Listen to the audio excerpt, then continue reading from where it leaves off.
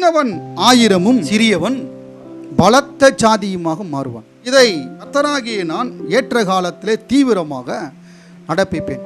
சின்னவன் என்று சொன்னால் லீஸ்ட்னு சொல்ல இருக்கிறதுலையே ரொம்ப மோசம், ரொம்ப கீழாக இருக்கிறவங்க. அந்த லீஸ்டில் மிகவும் குறைந்திருக்கிற அவனை தேவன் 1000 மாற்றுகிறார். சின்னவன் 1000 இருப்பான், சிறியவன் பலத்த சாதியாக மாறுவான். பயன்படுத்துகிற எல்லா பாத்திரங்களுமே பலவீனமான பாத்திரங்களாக, அற்பமான பாத்திரங்களாக, மதிக்கப்படாத பாத்திரங்களாக, ஓரங்கட்டப்பட்ட பாத்திரங்களாக இருக்கும். ஏனென்றால் அப்போ தான் தேவனுக்கு மகிமை உண்டாகும். ஓரங்கட்டப்பட்ட விஷயங்களை கொண்டு தேவன் வேலை செய்கிறார். ராஜாவை தெரிந்து கொள்ளும்படியாக சாமுவேல் ஈசாயின் வீட்டுக்கு வந்தபோது சகோதரமார்கள்லாம் வந்து நிற்கிறாங்க. தேவன் சொல்லுவார், இவர்கள் ஒருவனை நான் தெரிந்து கொள்ளவில்லை.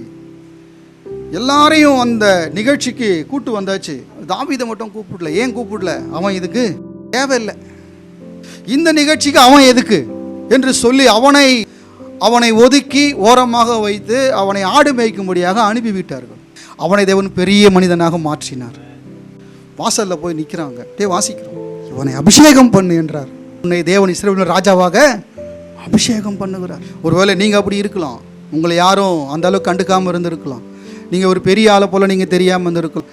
எத்தனை பேர் உங்களை ஓரம் கட்டினாலும் கவலைப்படாதீங்க, உங்களை உயர்த்த தேவன் வல்லவராக இருக்கு. தாவீது அதற்கு ஒரு மாதிரியாக இருக்கு. தாவீதை குறித்து கர்த்தர் சொல்கிறாரு, தாவீதை என் இருதயத்துக்கு ஏற்றவனாக நான் கண்டேன். அவரை நேசிச்சுக்கிட்டே இருக்கிறான். அவர் இல்லாத வாழ்வை அவனால் நினைச்சு கூட பார்க்க முடியல. கர்த்தரோடு கலந்து இணைந்து வாழுகிறான். அதை பார்க்கிறார், இவன் தான் என் இருதயத்திற்கு ஏற்றவன், இவன் எனக்கு சித்தமானதையெல்லாம் செய்வான் என்று சொல்லி அவனை குறித்து சாட்சி கொடுக்கிறார்.